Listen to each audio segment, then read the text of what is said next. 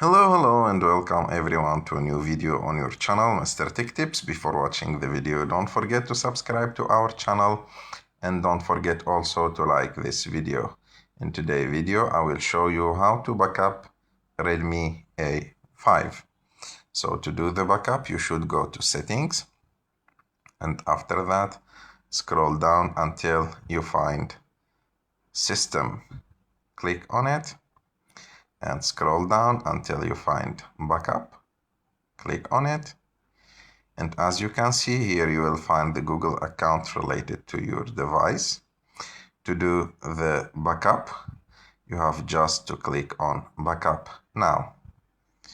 You should put your PIN code and it will start backing up your data. So like this, you will do the backup of your phone.